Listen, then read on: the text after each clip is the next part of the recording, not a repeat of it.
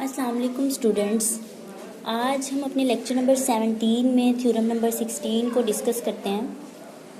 The greatest common divisor of A and B is unique.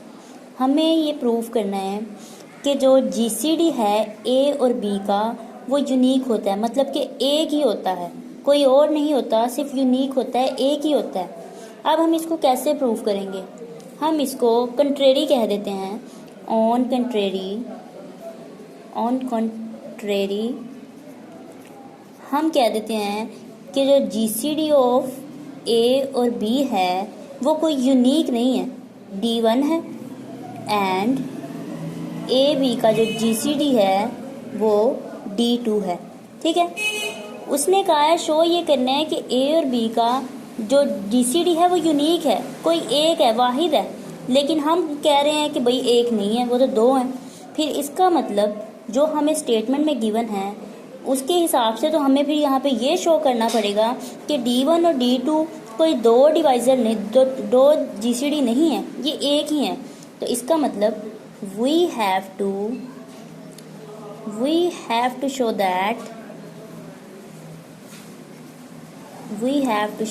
That जो D1 है और D2 है ये बराबर हैं, ये दो नहीं है, ये एक ही है। हमें फिर ये चीज़ प्रूफ करनी पड़ेगी। ठीक है, अब हम देखते हैं, अगर हम इसको लेते हैं पहले, D1 वाली जीसीडी ऑफ ए बी क्या है? D1। अगर हम यहाँ पे कहते हैं कि इफ़ जो D1 है हमारे पास, इफ़ D1 इज़ जीसीडी, हमने कहा कि अगर ये D1 जो है ये जीसीडी है तो फिर D2 क्या है? ठीक है, जीसीडी तो एक ही है, एक ही होना है ना, एक ही जीसीडी होता है। तो फिर D2 क्या हुआ? D2 भी AB को वो डिवाइड कर रहा है, तो ये तो इसका मतलब हुआ फिर D2 हमारे पास कोई कॉमन डिवाइजर हुआ। इट मीन्स जो D2 हुआ, D2 क्या हुआ? D2 is any common divisor.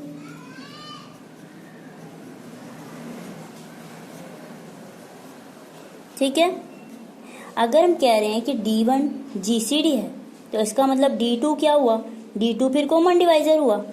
तो अभी हमने पिछले लेक्चर में बात की कि जो D2 जो कॉमन डिवाइजर होता है, जो हमने अल्टरनेटिव जो डेफिनेशन पढ़ी जीसीडी की, कि अगर जो D2 है कॉमन डिवाइजर है तो फिर D2 इसको भी डिवाइड करेगा, D1 को भी डिवाइड करेगा। दिस इम्प्लाइज ये जो कॉमन डिवाइजर D2 है ये डिवाइड करेगा D1 को भी। ठीक है, हमने अभी पिछले लेक्चर में यही कहा कि जो कॉमन डिवाइजर होता है वो जीसीडी को भी डिवाइड करता है।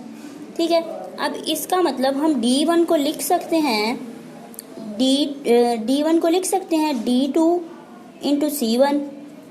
ठीक है, डेफिनेशन ऑफ डिविजिबिलिटी अगर देखी जाए, D2 D1 को जो डिवाइड कर रहा है बाय डेफिनेशन ऑफ डिविजिबिलिटी, इसका मतलब D1 को हम लिख सकते हैं D2 के किसी मल्टीपल की फॉर्म में।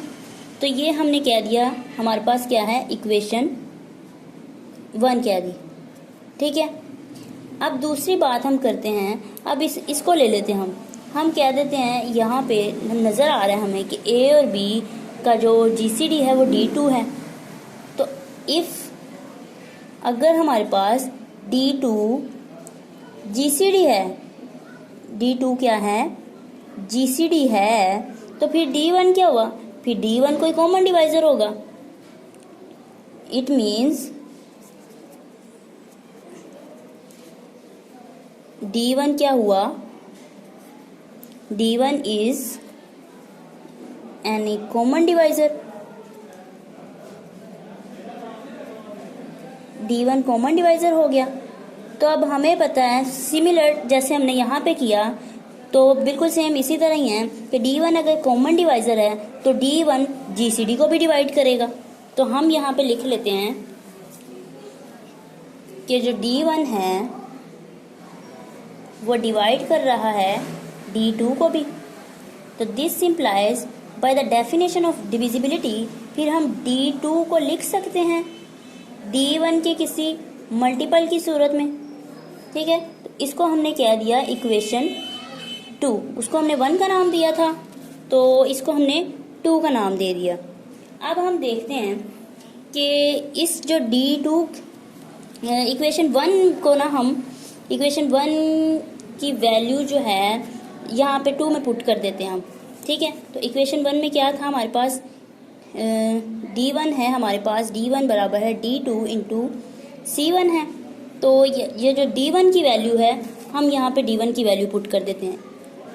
तो D1 की वैल्यू पुट करते हैं हम। D1 की वैल्यू है D2 इंटू C1 और ये साथ C2 एज इट इज़ आ गया। अब ये D2 से कैंसिल हो गया, यहाँ पे क्या रह गया 1, तो C1 और C2 ये आ गया। ये इक्वालिटी कब होल्ड करेगी, ठीक है, ये पिछले लेक्चर में भी शुरू में हमने पढ़ा था कि बोथ साइड कब होल्ड करेगी, जब हमारे पास या तो it only holds when C1 जो हमारे पास है 1 के इक्वल हो एंड C2 वो भी 1 हो। ठीक है, 1 को अगर 1 से मल्टीप्लाई करेंगे तो ही 1 आएगा, या फिर हम ये भी कह सकते हैं कि ये -1 हो और ये भी -1 हो, -1 तो भी +1 आएगा। इसका मतलब हुआ कि C1 या तो प्लस का 1 हो सकता है या माइनस का, और C2 भी या फिर प्लस का 1 हो सकता है या माइनस का। तो इसका मतलब C1 और C2 दोनों ही अगर प्लस के हैं तो ये इक्वालिटी होल्ड करेगी, दोनों अगर नेगेटिव है तो ये रिलेशन सेटिस्फाई रहेगा।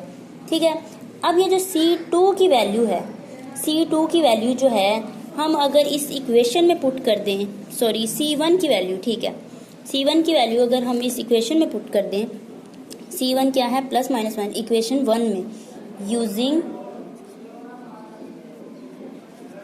C1 in equation 1।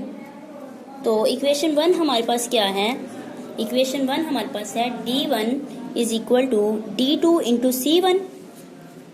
तो ये देखते हैं हम, D1 बराबर है C1 की जगह आ गया +-1, ठीक है, और D2 जो साथ था मल्टीप्लाई हो रहा वो एज इट इज़, तो ये आ गया हमारे पास। लेकिन हमें पता है जो ये डिवाइज़र जो होता है, जो GCD होता है, वो तो पॉजिटिव होता है, हमने डेफिनेशन में देखा।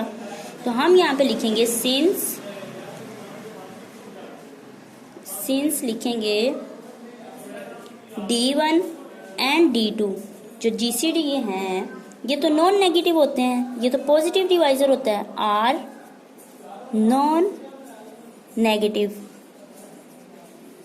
अगर ये नॉन नेगेटिव है तो फिर हम लिख सकते हैं दिस इम्प्लाइज, ये सॉरी D1 था, दिस इम्प्लाइज D1 बराबर है D2 के। इसमें से माइनस को हमने इग्नोर कर दिया। क्यों इग्नोर किया, क्योंकि ये तो है ही पॉजिटिव, ठीक है, नेगेटिव तो है ही नहीं, ये नॉन नेगेटिव है, तो इस वजह से ये बराबर हो गए। तो हेंस ये प्रूव हो गया। हमने यही शो करना था कि D1 और D2 कोई से दो नहीं है डिवाइजर, ठीक है, GCD दो नहीं है, ये एक ही है, ये यूनिक ही है। तो hence this prove the result proved. ठीक हो गया।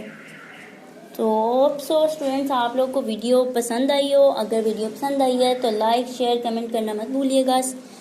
अल्लाह हाफिज़।